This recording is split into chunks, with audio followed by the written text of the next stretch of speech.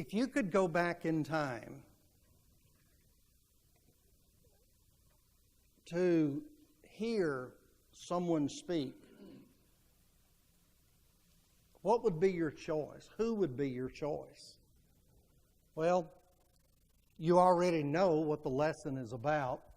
So in the context of this lesson, I believe everyone would probably answer in the same way. But suppose I were to see any one of you during the middle of the week and just ask that same question. If there were such a thing as a time machine and you could move that lever to any date and time to hear someone speak, who would you want to hear speak to you?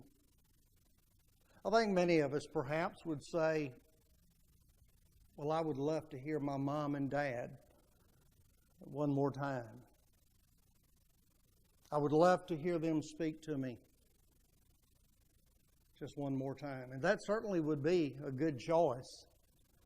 And no doubt one that many of us would make. If you're a history buff, the choice that you would make might be, I'd like to go back to maybe November of 1863 and hear the Gettysburg Address delivered by Abraham Lincoln. And although it was a short address, it made a profound impact upon humanity since that time. For those of us who are preachers, the choice might be, and even I personally would like perhaps to go back and hear Alexander Campbell speak. Alexander Campbell was one of the Restoration pioneers who lived back and died in the 1860s. But he was one of the first ones that began to call people out of denominations and point them back to the Bible. And it was said even by those in politics of that day and even statesmen of that day that Alexander Campbell was one of the greatest orators of his time. But in the context of our study this morning, I believe all of us would say, I'd love to go back to the first century, from about AD 30 to 33, and have the opportunity to hear Jesus, to have the opportunity to sit at His feet. Because you think about the people that had that privilege, and what a profound privilege it was to be able to sit at the feet of the master teacher. Because there was something about him, and we'll note that as we go along in this study, there was something about him that caused people to be spellbound as they were listening to him. You might think about John chapter 7. In John chapter 7, the context of this is the Feast of Tabernacles, which all Jewish men had the responsibility to attend, to go to. And so, at the beginning of the chapter, going through the middle of the chapter, Jesus' brothers were encouraging him, go on and go down to Jerusalem. They didn't believe in him, even his own brothers in the flesh I'm talking about. They didn't believe on him. They didn't believe that he was the Messiah. So they told him, go on down and do some of your works there. And perhaps there will be those who will believe in you. And Jesus said, no, not right now. It's not my time. Because you see, the religious leaders were already planning to kill him. And so he waited a little while, and then he went on down. And just a little bit later, he's speaking to the people and teaching them. And the religious leaders are becoming upset, more so about that. And so they call some officers to them, and they tell them, go and bring him to us. Bring him to us. So those officers go, and after a little while they come back. But they come back empty-handed. And so the scribes and the Pharisees asked, "Where is he? We sent you to bring Jesus back to us, and you've come back empty-handed. So, what's the problem? Why didn't you bring him back?" And after they speak and even begin to berate these soldiers, the officers finally give a defense for themselves, and this is it. They said, "No man ever spoke like this man." John 7 and verse 46. Think about that for a moment. Let that sink in. No man ever spoke like him. So, as it turned out, as Jesus is there teaching the people, multitudes of people, and then these officers come to arrest him, to bring him back to the Pharisees, not only then are the people sitting there spellbound, listening to the master teacher, even the officers that were sent to bring him back to the religious leaders, even they are spellbound. And so they tell the rulers, "We've never heard anything like this. We've never heard anyone like him. No man has ever spoken like this man." So there was something about Jesus then that was amazing. Amazing. In Matthew chapter 7, Matthew chapters 5 through 7, we read the Sermon on the Mount, which is the longest discourse that the Lord delivered at any one period of time. And as He taught the people, you get down to the end of chapter 7, the end of the sermon, and we read that the people were astonished. The word meaning amazed. They were amazed at His teaching, for He taught them as one having authority and not as the scribes. I want you to note something. In the four accounts of the gospel, Matthew, Mark, Luke, and John, over 24 times we read that the people were astonished at His teaching. Now, I know some of these are repetitious in that they refer to the same event. But nonetheless, as you read this, the Holy Spirit wants to imprint upon our minds the fact that the people were amazed at His teaching. In Mark, 3 times we read that the people were amazed at His miracles. You think about the miracles that Jesus performed: raising the dead, causing the dumb to speak, the blind to see, the lame to walk, casting out unclean spirits. All of these things would serve to amaze the people 3 times. But 7 times it is said that they were amazed at His teaching. So it appears then that degree of amazement was more so with His doctrine, with His teaching, than even His miracles. And so the question then comes back to us, why? Look at this. In the book of Luke, in Luke chapter 19 and verse 48, look at that last phrase. For all the people were very attentive to hear Him. They were attentive to hear Him. Now, I want to show you how it reads in the ESV, which is really a more accurate translation. In the ESV, the reading is, the people were hanging on His words. Have you ever thought about that? That someone's speech was so impressive that the people hung on every word. That's what was happening here. The people had the privilege to hear the Son of God speak, teach. Oh, and they hung on every word. It was an edge of your seat kind of thing. I couldn't wait to hear what He said next. And so the question then comes, why? Why was He so amazing? Why was his teaching so amazing? I want to give you 3 reasons. The first one is he spoke with authority. He spoke with authority. That's what Matthew records in Matthew 7 and 29. And again, this is at the conclusion of the Sermon on the Mount. He spoke with authority. Now, this in and of itself, as far as the speaking with authority is concerned, might not have seemed like anything really out of the ordinary.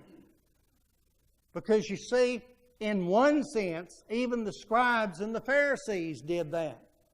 Yes, they had an air of authority about them, and the Jews recognized that. You wouldn't have seen a Pharisee stand up in the synagogue and start off by saying, it's so good to have you here. Isaiah the prophet might have said this. No. They came across as knowing what they were talking about. They came across as being confident. Now, there were problems with them, and we know that, and we'll touch on that in a few moments. But at this point, the idea here is it wasn't just that the Lord had an air of authority about him. There were 3 things connected with him speaking with authority. First of all, he taught the truth. And you see, in these 3 things, this separated him even from the religious leaders, the scribes and the Pharisees. This separated him from them, and it put him in a class all by himself. He taught the truth, and he could not be contradicted. And the Pharisees tried to do this. In fact, in Matthew 22, we read that they tried to entangle him in his talk. Oh, they tried. And it must have been frustrating to them. It must have been frustrating to them. Over and over again, to follow him around, just listening to him, not for the intent of having him impart doctrine to them, but just to try and find something wrong. There must have been a great level of frustration on their part. Because you see, every time, and even in asking him questions, every time Jesus would turn the question back around on them, and then he would entangle them in their talk. And in Matthew 22, they finally said, they finally came to the conclusion, we're not going to ask him any more questions. And from that time on, they didn't. They didn't ask him anything because he would over and over again entangle them in their own talk. So they couldn't find any flaw in his teaching. Paul had something similar to say along these lines to Titus in Titus 2 and 15. He said, speak with authority and let no one despise you. Now, the word despise, zero in on that word for a moment. That's the translation into English. But the word despise there literally means to think around, or to think above, or to think beyond. And this is what it means. Paul was saying, Titus, when you preach the Word, you preach the Word. And there is authority in that. And you preach it in such a way that no one can think around you and find a flaw in what you're teaching. You see, even with the Pharisees, there were flaws. And many of the Jews even recognized that. And Jesus condemned them over and over again in Matthew chapter 23 for that very thing. And even in the Sermon on the Mount, he condemned them. And he even told his own disciples, he said, when you pray, don't do as the Pharisees do. When you tithe, don't do as the Pharisees do. When you fast, don't do as the Pharisees do. You see, flaw after flaw after flaw. Not so with Jesus. He taught the truth. But then he embodied the truth. He embodied the truth. He said in John 14 and 6, I am the truth. He embodied the truth. And even, they couldn't find anything wrong even with his actions. Now, here's what they did. But they did it unsuccessfully. They couldn't find anything wrong with his teaching. So here's what they did. They would see him perform a miracle on the Sabbath day. They couldn't deny the miracle. So they tried to find something wrong with his actions. He's done it on the Sabbath day, so he's violated the law. Jesus turned that around on them. And on one occasion, they were still following him around, listening to what he said, trying to find something wrong. They couldn't do it, so finally they said, he's eating with sinners. He's eating, they tell his disciples, your master is eating with the publicans and the sinners. So they tried to find something wrong with his actions there. He turned that around on them. Those that are whole don't need a doctor. They don't need a physician. Only those who are sick. And once again, they were left speechless, the religious leaders. But then he had the power to perform miracles which validated his teaching.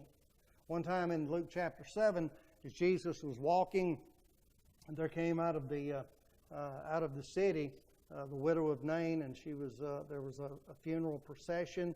Her only son had died, and so they were on their way to take care of his burial.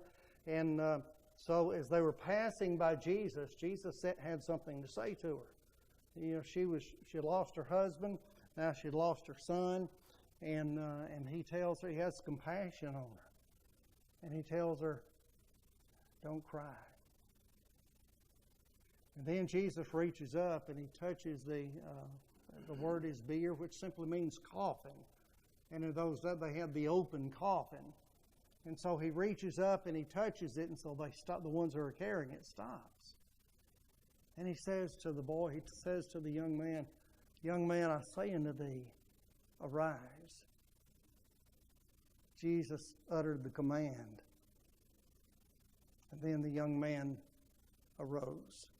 Well, I'm going to tell you something. For those who saw that, those people, and especially that boy's mother, would be all ears to listen to what Jesus had to say. And those who saw miracles, those who saw him raise the dead, heal the sick, they were interested in hearing what he had to say. Oh my. He was amazing because he spoke with authority. But then secondly, he was amazing because he turned social norms on their head. Now what does that mean? That means he took things that people generally accepted as being truth, and he turned those things around in such a way as to compare his teaching with what they generally accepted, to show that his teaching was correct. Now, when he taught people, his doctrine, his teaching was radical. It was unconventional. It was challenging. And as people were listening to him, I guarantee you no one got bored. No one got bored. They may have been uncomfortable. Some of them may have been offended and were. And in John 6 we read that many of them turned and walked no more with him. But Jesus had an effect on people because he took these social norms and he turned them around. And 6 times in the Sermon on the Mount, he says, you have heard that it hath been said, but I say unto you. And some of the things that he would tell them, the first shall be last and the last first. Mark 9. Well, you see, that was different. Because people back then were somewhat like a lot of people today.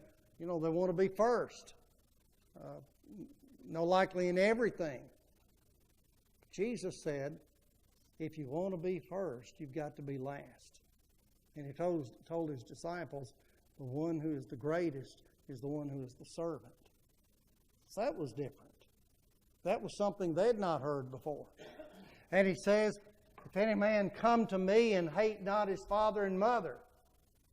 I can see in my mind's eye, maybe some people sitting there who were listening to him, maybe they got up, they were about to walk away, and he made this statement.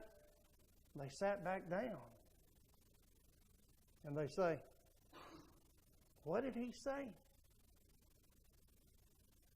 If anyone hates not his father and mother, he can't be my disciple. Well, Jesus let it be known to them. He used the word hate in a different way than we use it. The way that he used it was just meant love less. If you don't love your parents less than you love me, you can't be my disciple. And in Matthew chapter 19, he told the rich young ruler, go and sell what you have, give to the poor. Come and follow me and you'll have treasure in heaven. That was different. That would be different for many people today. Because you see a young man like that, a lot of brethren would want him as a member of their congregation. He's got a lot of money. He could put a lot of money into the treasury and help the church to do so much more by way of edification and evangelism. And there's no limit to what we can do if we had a rich man as a member. Jesus told this young man, go and sell what you have. Give to the poor. Come and follow me.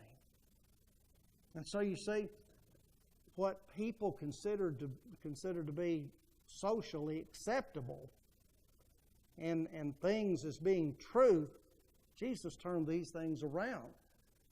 And they had never heard things like this before. But then there was a third reason as to why Jesus Christ was so amazing. And that is, he was a great communicator. He was a great communicator. People listened to him. And when you think about this and some of the things that he said, it's no wonder that Scripture says they hung on his words. They were spellbound. They sat there listening and I mean intently listening to what he said. Look at what he did in his teaching. First of all, he used hyperbole. Now, hyperbole is simply an exaggeration in order to make a point. All right? And so what it basically is an attention getter.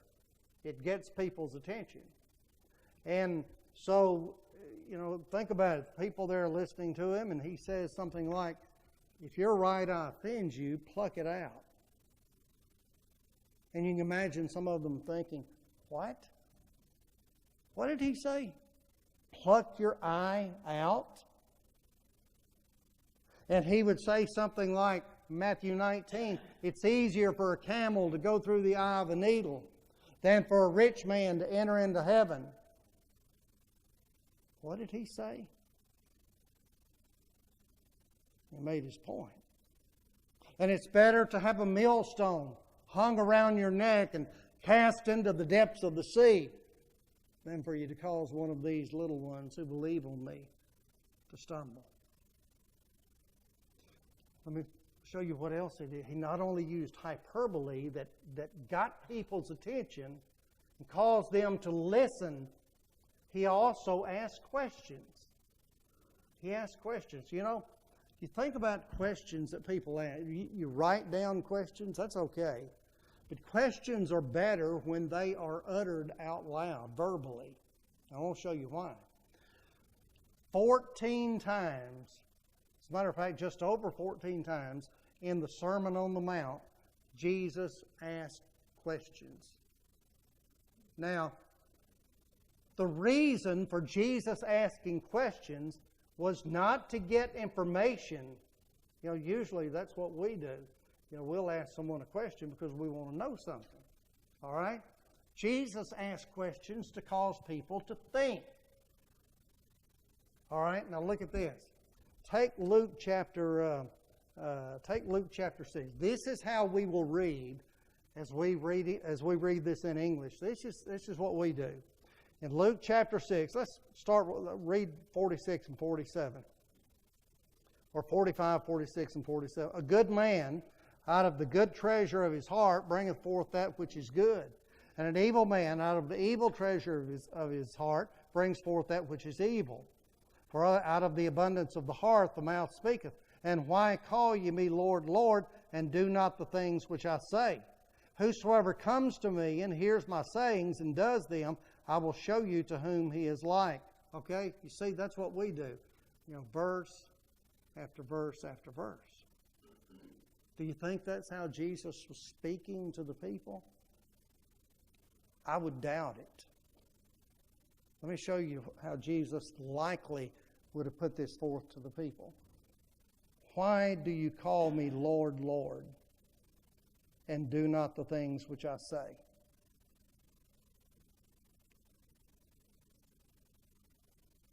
Pause. What's happening? The people are listening. They're thinking, why do you call me Lord, and yet you won't do what I say? And there were other times that he asked questions and when he did this, no doubt he likely paused after those questions to give the people an opportunity, a chance to think about what he just asked. And so what they're doing then is examining themselves. I can envision when Jesus does this, when he asks that question, why do you call me Lord and do not what I say? I can envision the people sitting there and then maybe one turning and looking to the one next to him. And then maybe turning and looking at the one next on the other side. And then likely thinking, that applies to me. He's stepping on my toes now. Well, he also used illustrations. Think about this. 41 times in the Sermon on the Mount, he used illustrations. And again, the purpose for that was to get people to think. You're the salt of the earth. They think about that. You're the light of the world. A city that is set on a hill cannot be hid. I can see that, and no doubt the people could. As he gives this illustration, they're envisioning in their minds a city up there on a hill. Everybody can see it. Everybody can see that city from miles around. A city that is set on a hill cannot be hid. And Matthew 6, behold the lilies of the field. He's about to teach a lesson on the providential care of God and God's making provision for His creation. Behold the lilies of the field. And I can see in my mind's eye the people sitting there and then turning and looking over here on the hillside at those flowers. And then he says, behold the fowls of the air. What do you think they do when he says that? Look up. See the birds flying through the air. He's using illustrations to teach a truth. And they get it. They get it. It's no wonder that Jesus was the master teacher. I like what John records in John chapter 3 about Nicodemus and his statement. Nicodemus told the Lord, Master, and that word meant teacher. That's what the Lord is. Jesus is my teacher. He's your teacher. Master, we know that you're a teacher come from God. For no man can do these miracles that you do except God be with him. Jesus had a profound, and Jesus goes on to teach Nicodemus about the new birth. Do you think the Lord had a profound impact upon that man's life?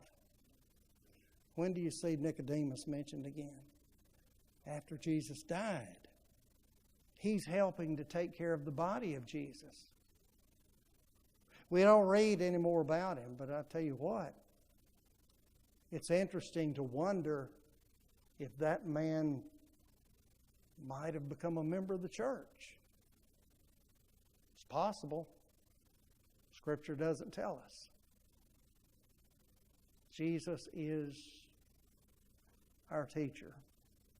And what an amazing teacher he was and is. You know, you think about those who have not obeyed the gospel and those who have become unfaithful to the Lord. Think about this. Why do you call me Lord and do not the things which I say? I've heard some non-Christians refer to Jesus as the Lord. Okay? Word meaning master. And I've heard even unfaithful members of the church refer to Jesus as Lord. Okay. Why do you call me Lord and do not the things which I say? There may be those not only in the assembly, but even those on social media who are watching this right now who need to make a decision. Think again about the Lord's words. Why do you call me Lord, but you won't do what I say? And maybe you're feeling uncomfortable, like no doubt many who were listening to Jesus felt on occasion.